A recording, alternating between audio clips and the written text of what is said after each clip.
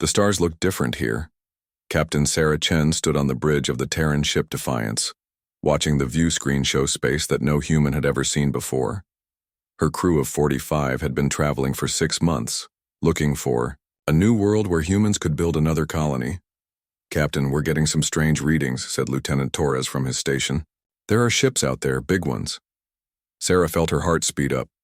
In all their years of space travel, humans had never met another intelligent species. They had found dead worlds, empty space, and lots of rocks floating in the dark. But no aliens. "How big?" she asked, keeping her voice calm. "Much bigger than us, Captain. At least 10 times our size, and there are more of them coming." The view screen changed, showing a massive ship that looked like a metal mountain with engines. It had weapons that could probably destroy the Defiance with one shot. Behind it, more ships appeared, forming a wall of metal and firepower. "Captain," said Communications Officer Kim, "we're getting a message. It's been translated somehow. Put it through." The voice that filled the bridge was deep and cold. It sounded like grinding stones. "Small vessel, you have entered the territory of the Zephyrian Galactic Empire. I am Admiral Vextar of the Imperial Fleet. You will surrender your ship immediately and prepare to be boarded. Any resistance will result in your destruction."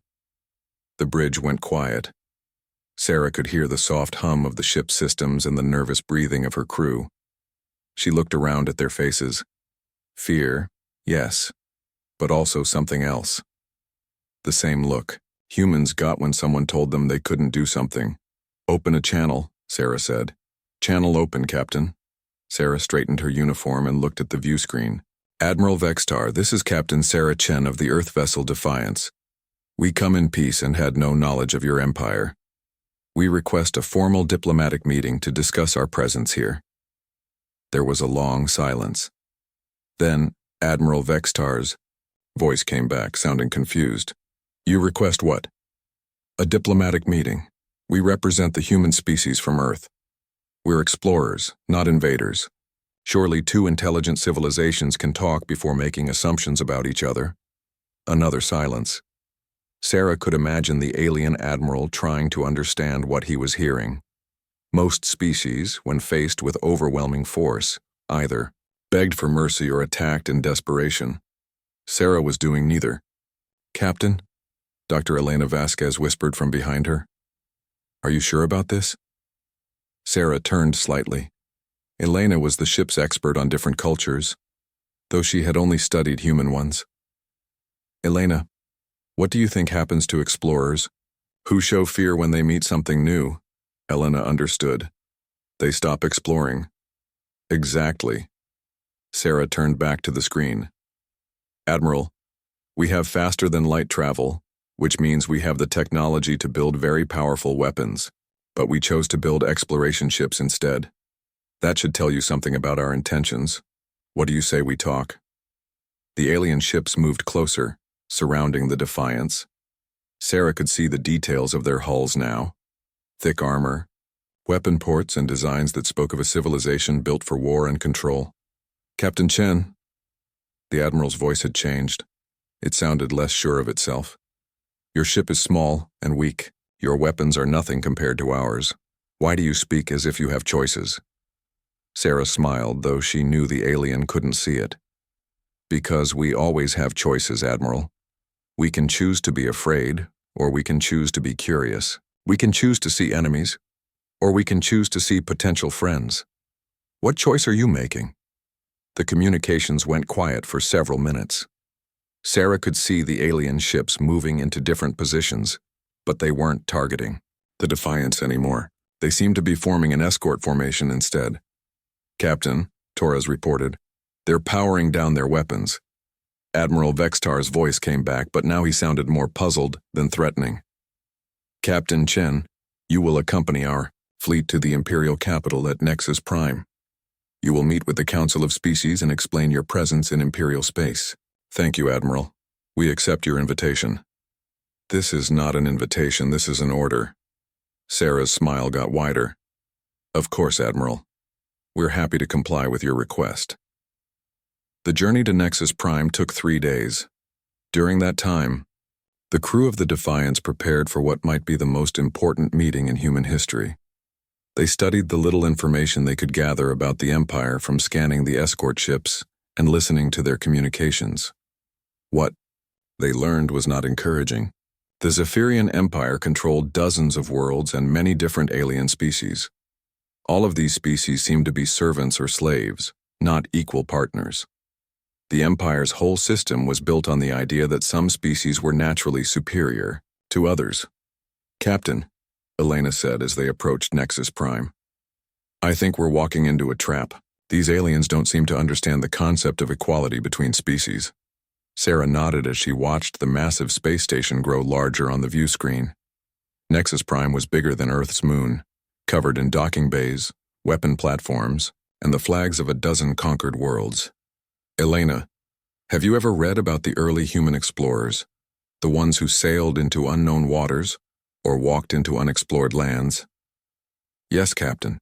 What do you think made them different from the people who stayed home?" Elena thought for a moment. They weren't afraid of the unknown. They were more curious than scared.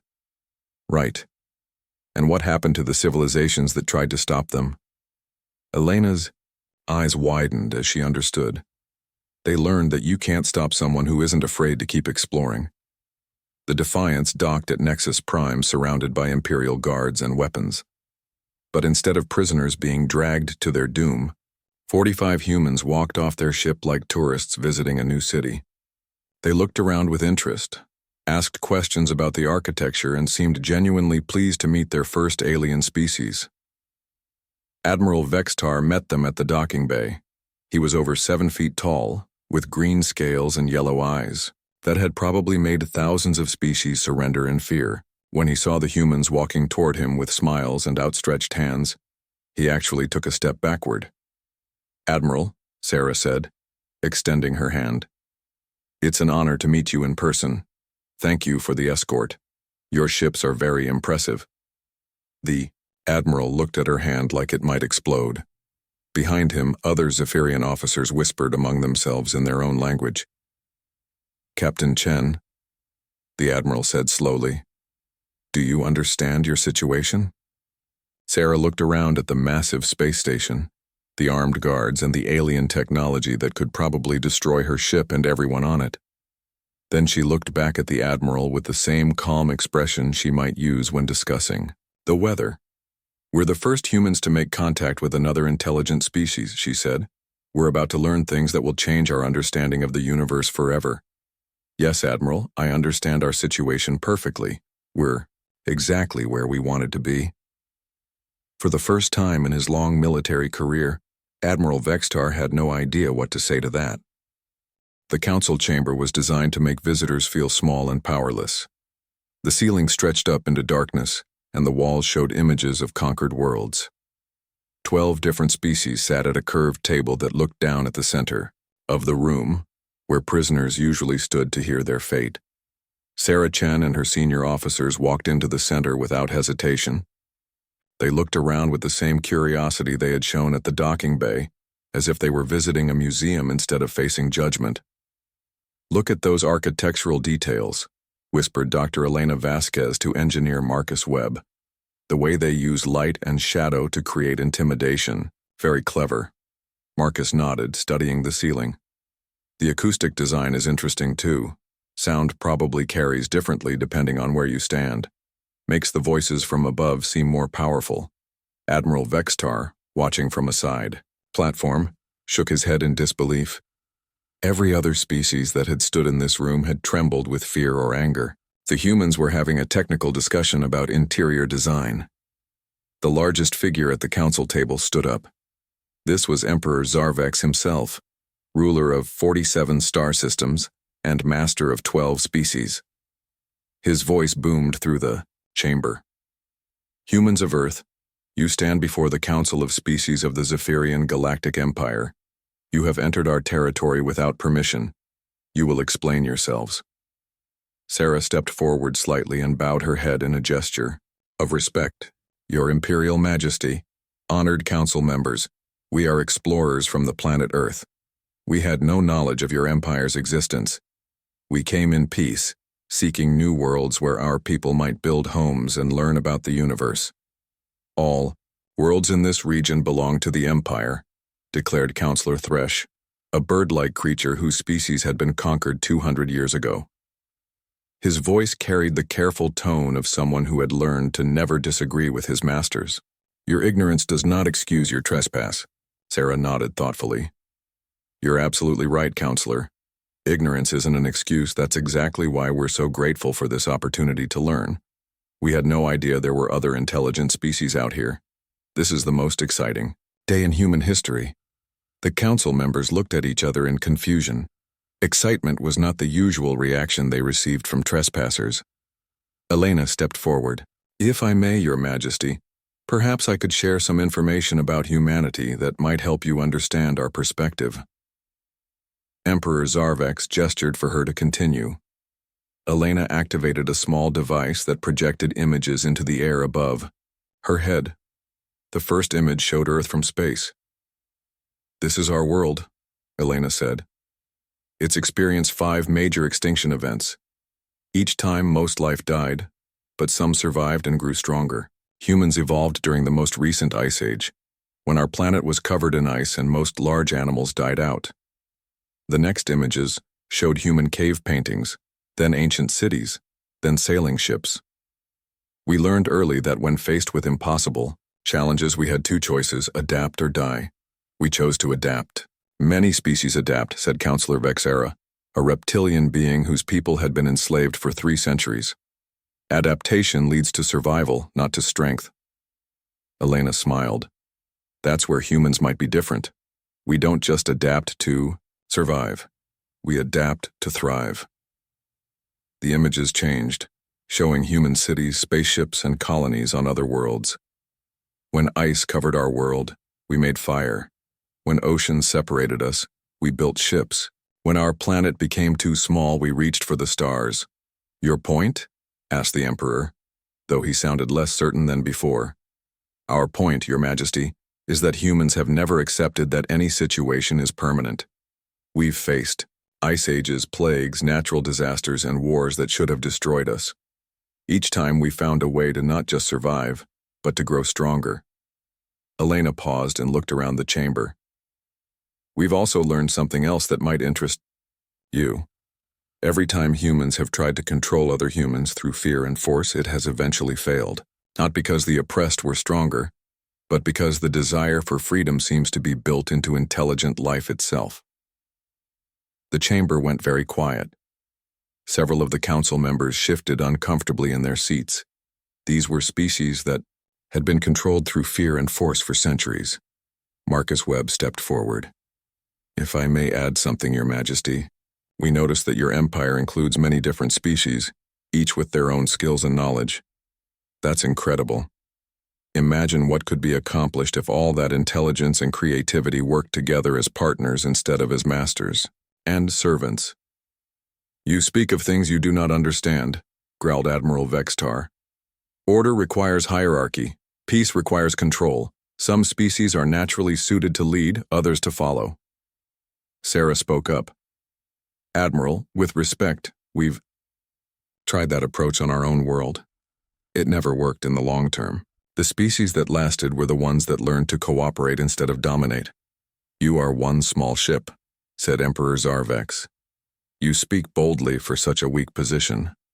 Sarah looked around the chamber again, taking in the impressive technology, the powerful aliens, and the weapons that surrounded them. Then she looked back at the Emperor with the same calm expression she had worn since their arrival. Your Majesty, you're absolutely right that we're just one small ship. But we represent something that might be new to your empire. We represent a species that has never learned to accept permanent defeat. Not from ice ages, not from diseases, not from wars, and not from anyone who tells us we don't have choices. She gestured to her crew. These 45 humans? They volunteered for a mission that might take them away from Earth forever. They knew they might die in space or get lost or face exactly this situation. But they came anyway because the possibility of discovering something wonderful was worth the risk. Elena added quietly, Your Majesty, you rule through fear. But You can't make someone afraid who genuinely isn't afraid, and you can't control someone who believes that freedom is possible no matter what the odds look like. The Emperor stood up, his massive form towering over the humans. You will learn fear. You will be assigned to the mining worlds, where you will work until you understand your place in the natural order. Sarah bowed again. Thank you, Your Majesty. When do we start? For the second time in 2 days, a powerful Zephyrian leader found himself with nothing to say to a human's response. From his seat at the council table, Councillor Thresh watched the humans with new eyes. In 3 centuries, he had never seen anyone speak to the Emperor the way these strange creatures did. They showed respect but not submission. They acknowledged power but didn't fear it. As the humans were led away to receive their work assignments, Thresh found himself thinking about something Elena had said. The desire for freedom might be built into intelligent life itself.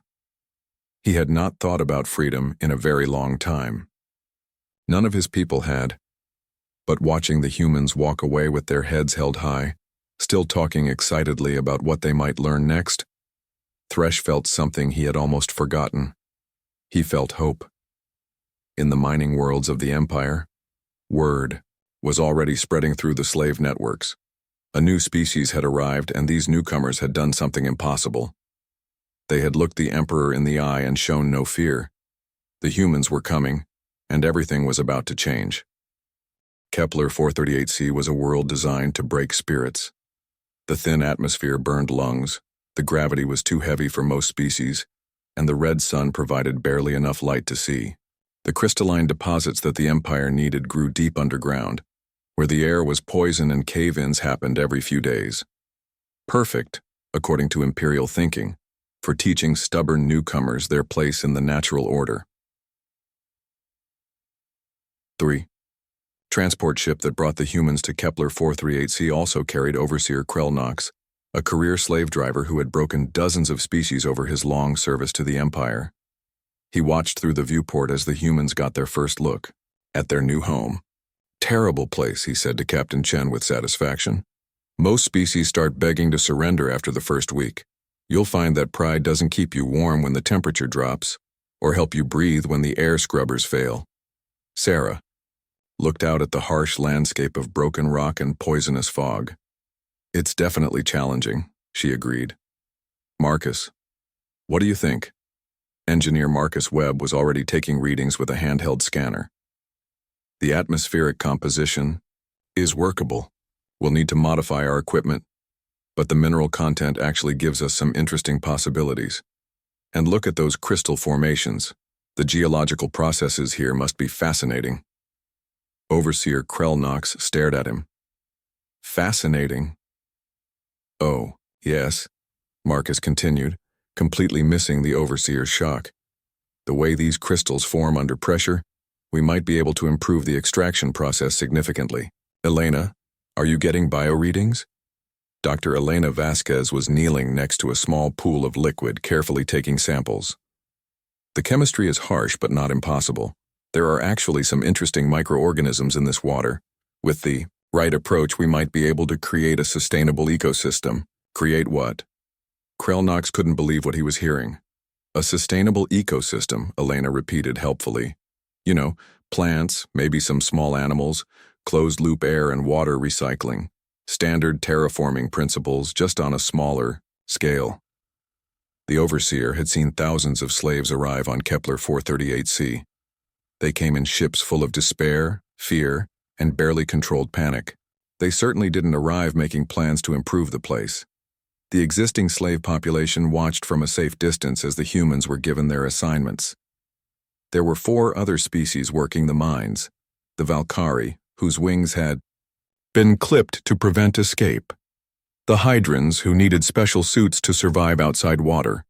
The insectoid Klaxon, who wore neural dampeners to prevent their hive mind from organizing resistance. And the Ethereals, a delicate species whose natural abilities had been suppressed by drugs. All of them had learned the same lesson.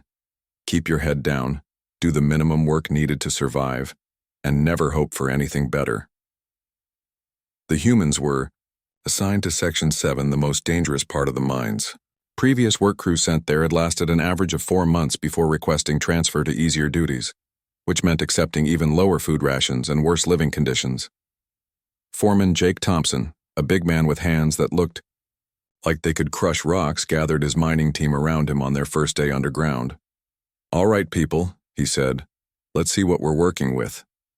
The mining equipment was old, poorly maintained, and designed for maximum suffering, rather than maximum efficiency. The safety systems had been removed years ago. The lighting was barely adequate.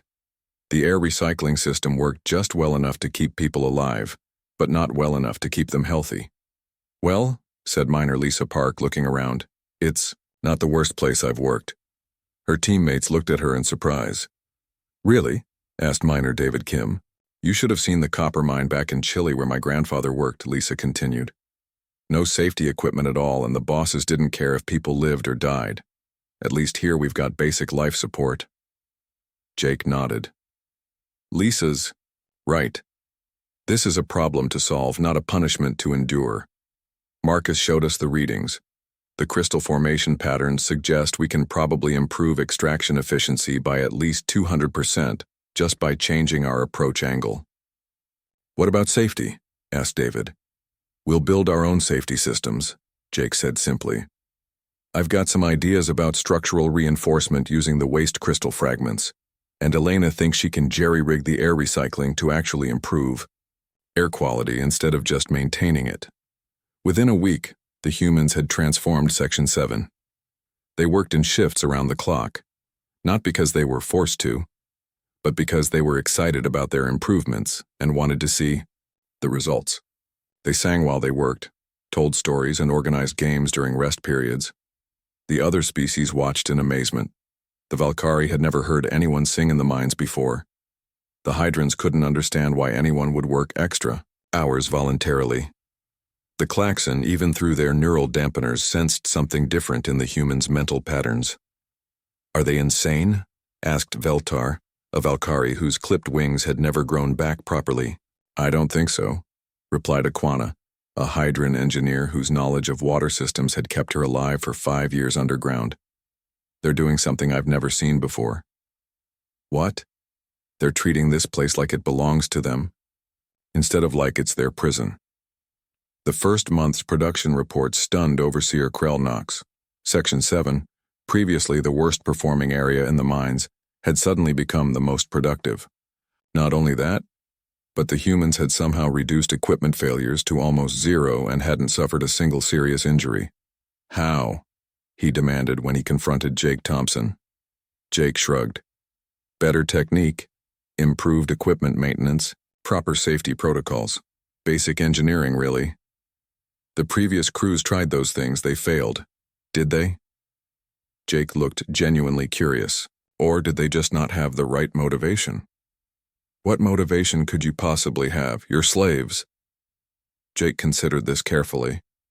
"Overseer, I don't think we see it the same way. We're explorers who happen to be working in a mine. This is temporary. Everything is temporary if you think about it right." That was when Krellnox realized he had a serious problem. The humans weren't just succeeding despite their slavery. They were succeeding because they didn't think of themselves as slaves at all. The trouble started in the second month when the humans began sharing their innovations with other species. Elena helped the Hydrans modify their environmental suits for better mobility. Marcus taught the Valkyrie about structural engineering principles they could use to secretly strengthen their wing bones. Jake showed the Klaxon how to create communication networks that bypass their neural dampeners. "Why are you helping us?" asked Veltar as Elena carefully examined his damaged wings. "Why wouldn't we?" Elena replied. "You're intelligent beings with valuable knowledge and skills. The more we all work together, the better everyone's situation becomes. But we're different species. We're supposed to compete, not cooperate." Elena looked at him with the same expression Sarah had worn when Admiral Vextar asked why humans thought they had choices. "Says who?" It was such a simple question, but Veltar realized he didn't have a good answer. The Empire said different species should compete. The Overseer said they were natural enemies. The whole system was built on the idea that cooperation between species was impossible. But here were the humans, proving every day that cooperation was not only possible, it was more effective than competition. In the third month, something unprecedented happened. The production quotas for all sections of the mine were exceeded by such large margins that Krell Knox received a commendation from his superiors. But he wasn't happy about it. The other species weren't acting like proper slaves anymore. They worked with enthusiasm instead of desperation. They helped each other instead of competing for scraps. Most disturbing of all, they had started to talk about freedom the way the humans did, not as an impossible dream, but as something that was inevitable if they kept working toward it. This has to stop, Krell Knox told his security chief. The humans are disrupting the natural order. How? They're following all regulations, exceeding all quotas, and causing no disciplinary problems. That's exactly the problem. They're supposed to be broken by now. Instead, they're making everything better, and the other species are starting to think that's normal. The security chief, a veteran of slave management, understood immediately. They're giving the others hope. Exactly. And hope is the most dangerous thing a slave can have. Krell Knox began planning a special punishment designed to break the humans' spirit once and for all. He would separate them from the other species, increase their workload beyond what anyone could possibly handle, and cut their rations until they begged for mercy. What he didn't understand was that humans had survived ice ages not by giving up when things got difficult, but by getting more creative. And creativity, it turned out, was highly contagious. The other species were about to learn what humans meant when they said every situation was temporary. Change was coming to Kepler 438c, whether the Empire wanted it or not. The first sign of real trouble came when Emperor Zarvex received reports from 17 different worlds. The same message appeared in each report. Slave populations were becoming difficult to manage. Species that had been completely obedient for decades were suddenly asking questions, organizing work groups, and worst of all, refusing to accept that their situations were permanent. How is this possible? The Emperor demanded during an emergency session of his high command. These species were completely broken. Some of them haven't caused trouble in over a century. Admiral Vexitar pulled up holographic displays showing data from across the Empire. It started on the mining worlds where we placed the humans. Other species began copying human behavior patterns. The problem is spreading through their communication networks faster than we can contain it. General Caxmore, the Empire's chief enforcer, leaned forward. What specific behaviors are they copying? Cooperation between species, for one. Sharing of technical knowledge. Treating work assignments as temporary problems to solve, rather than permanent punishments to endure. Most dangerous of all, they're talking about freedom as if it's achievable rather than impossible. Emperor Zarvex felt a chill run down his spine. His empire was built on a simple principle. Some species were naturally superior, and others were naturally inferior. The inferior species accepted this because they had been taught that resistance was futile and that their situation would never change. Sir, Admiral Vextar continued, we've also detected something else. The humans are still in regular contact with their home world. They've been sending detailed reports about everything they've learned about our empire, including our military capabilities, our economic structure, and our methods of control. You're telling me they're spies? No, sir. They're explorers, just like they said. They're sharing information because that's what explorers do. But Earth now knows everything about our strengths and weaknesses. General Caxmore activated another display. The economic data is even more disturbing. Production levels on worlds with human influence have increased by an average of 400%. But the psychological profiles of the slave populations show decreased compliance, increased cooperation, and most troubling, decreased fear responses to authority. The Emperor stood up and began pacing. His empire controlled 47-star systems through a carefully balanced system of fear, divided loyalty, and hopelessness. If the enslaved species started believing they could change their situation, the entire structure would collapse. General, prepare your forces. We're going to make an example that will end this rebellion before it spreads further. I want every human executed publicly, and I want their deaths broadcast to every world in the Empire." "Sir," Admiral Vextar said carefully, "that might not produce the results you're hoping for." "Explain." "The humans have formed strong bonds with multiple species across dozens of worlds. If we execute them, we risk turning them into martyrs. The other species might react with violence rather than submission." Emperor Zarvex stopped pacing. In 300 years of rule, he had never had to consider the possibility that slaves might react to executions with violence rather than fear. "Then what do you suggest?" "We separate them from the other species immediately, increase their workloads beyond survivable levels, and let them die slowly from overwork and malnutrition. The other species will see that even the humans can be broken eventually." The Emperor nodded. "Do it." But as his generals prepared to implement the plan, something happened that no one in the High Command had anticipated. The news of increased punishment for the humans spread through the slave networks faster than Imperial communications could move. And for the first time in the Empire's history, every enslaved species on every world responded the same way. They went on strike. Not just work slowdowns or passive resistance, complete work stoppages.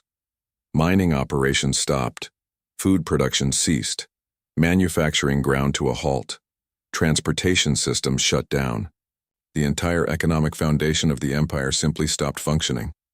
Overseer Krelnox on Kepler 438c found himself facing something he had never seen: Valkyrie, Hydrons, Klaxon, and Ethereals standing together, refusing to work until the humans received the same treatment as everyone else.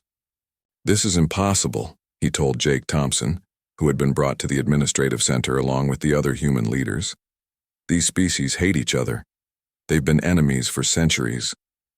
Jake looked out through the window at the unprecedented sight of different alien species standing together in peaceful protest.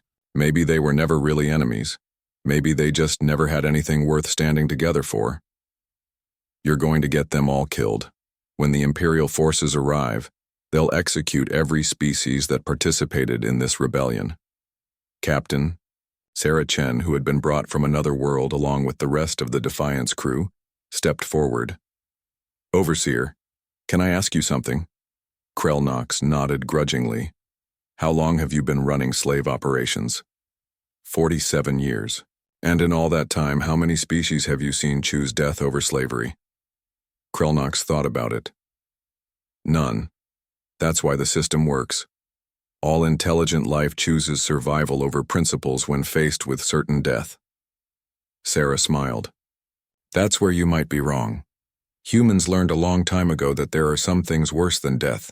Living without hope is one of them. Living without dignity is another. But living without the possibility of freedom? That's not really living at all. You're talking about suicide." "No," Elena said, joining the conversation. "We're talking about choosing to live as beings with free will, even if that choice is dangerous. Every species here has made the same choice humans made a long time ago. They'd rather face uncertain danger than accept certain hopelessness." Marcus Webb pointed to the data screens showing economic reports from across the Empire. "Look at your numbers, Overseer. This strike is happening on every world simultaneously. Do you know what that means?" "It means they're all going to be punished. It means they're not afraid anymore. Fear was the only thing holding your system together. Without fear, what do you have?" Before Krelnox could answer, alarms began sounding throughout the facility. Admiral Vextar's voice came over the communication system. "Broadcast to every world in the Empire simultaneously. By order of Emperor Zarvex, all striking populations will return to work immediately or face total annihilation. Imperial battle. Fleets are moving to enforce this order. You have 24 hours to comply." The alien species on Kepler 438c looked up at the speakers, then at each other, then at the humans. For a moment, the only sound was the wind blowing across the harsh landscape. Then Veltar, the Valkyrie whose wings had been clipped decades ago, stepped forward. "We hear your ultimatum, Admiral. Here is our response." He turned to Sarah Chen. "Captain, you said humans believe that freedom is always possible. We would like to learn if this is true. Aquana the Hydran engineer nodded. Our children have never known anything but slavery. We want them to know there was at least one day when their parents chose to stand up. The Klaxon representative, speaking through their modified communication system, added, Our minds have been dampened for so long that we had forgotten what hope felt like. The humans reminded us. We will not forget again. Sarah felt tears in her eyes. Are you sure? The Admiral isn't bluffing. They really will destroy entire worlds to maintain their control. Captain, said the ethereal speaker whose people had been the Empire's slaves the longest, you asked us what was worse than death. We have found our answer. What is worse than death is teaching our children that freedom is impossible. Jake. Thompson stepped up next to Sarah. Well then, I guess we'd better figure out how to make the impossible happen. Outside, the alien species were organizing the largest coordinated resistance in galactic history. They had no weapons, no ships, and no military training. What they had was something the Empire had never faced before. They had hope, and they had learned from humans that hope was not just a feeling. It was a tool for building the future. Emperor, Zarvex was about to discover that when you threaten to destroy beings who are no longer afraid to die, you don't get submission, you get revolution. The Imperial war fleets arrived at 17 worlds simultaneously, expecting to find broken slave populations begging for mercy. Instead, they found something that had never existed in the Empire's 300-year history: unified resistance. Kepler 438c, Admiral Vextar's flagship, arrived to find the mining operations not just stopped, but transformed. The various species had worked together to build a massive communication array using mining equipment and crystal formations. They weren't hiding from Imperial punishment. They were broadcasting their message to every world in the galaxy. Admiral, Captain Sarah Chen's voice came over the communication system. Thank you for coming. We have a proposal for you. Vextar stared at the view screen in disbelief. The humans and their alien allies had constructed what looked like a small city in the mining complex. Different species worked together on construction projects, shared food and resources, and had organized themselves into something that looked almost like a civilization. Captain Chen, you are in violation of Imperial law. Surrender immediately and your deaths will be swift. Admiral, we're not surrendering, but we're not fighting either. We're doing something else entirely. Which is what? Sarah's image appeared on the main screen, but she wasn't alone. Representatives from every species stood with her. Veltar with his repaired wings fully extended, Aquana in a modified suit that let her move freely, Klaxon speakers whose neural dampeners had been completely removed, and ethereals whose natural abilities were no longer suppressed. We're leaving, Sarah said simply. All of us. Any being on any world who wants to be free can join us. We're not going to fight your empire. We're just going to stop being part of it. Admiral Vextar felt his certainty wavering. This wasn't rebellion in any form he understood. You cannot leave. This is Imperial space. These are Imperial worlds. These beings are Imperial property. Elena Vasquez stepped forward. Admiral, with respect, intelligent beings can't be property. We've learned that the hard way on our own world. But you're right that this is Imperial space, which is why we're leaving it. Marcus Webb activated a holographic display. We've been busy while we waited for you to arrive. In addition to our communication array, we've built manufacturing facilities, resource processing plants, and, most importantly, ships. The display showed hundreds of vessels of various sizes, all built using a combination of human engineering and alien expertise. They weren't warships. They were transport vessels, supply ships, and mobile manufacturing platforms. Impossible, Vextar said. You don't have the resources or technology to build a fleet. Jake Thompson joined the group on screen. Admiral, you'd be amazed what you can accomplish when different species pool their knowledge instead of competing against each other. The Hydrans understand fluid dynamics better than we do. The Valkyrie are natural pilots. The Klaxon are incredible at coordinated manufacturing. The ethereals can see energy patterns we can't even detect. And the humans? Vextar asked. Sarah smiled. We're good at convincing everyone that impossible things are just problems waiting for solutions. The Admiral looked at his tactical displays. The fleet the aliens had built couldn't possibly stand against Imperial warships in combat. But as he studied the designs more carefully, he realized they weren't built for combat at all. They were built for something that had never occurred to him. They were built for exodus.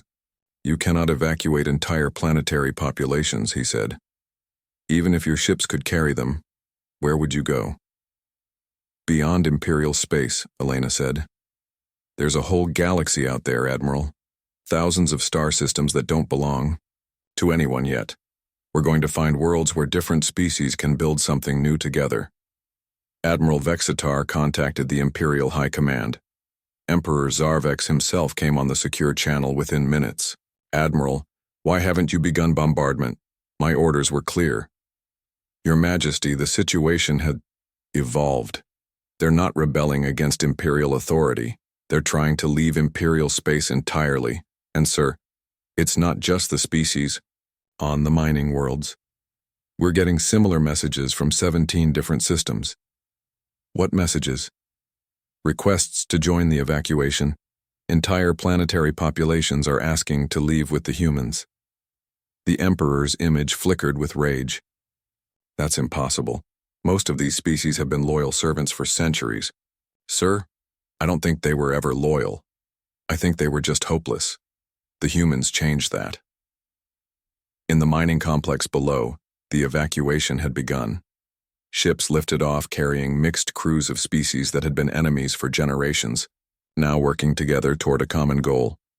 The sight was unlike anything anyone in the Imperial fleet had ever seen. Admiral, Sarah's voice came over the communication system again. We want you to know that this isn't personal. We're not your enemies. We just can't be your subjects.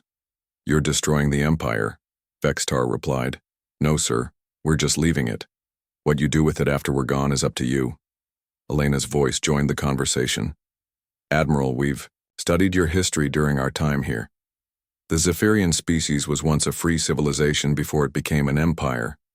You used to be explorers and scientists like us. You chose to become conquerors instead. But that was a choice, which means you can make different choices now.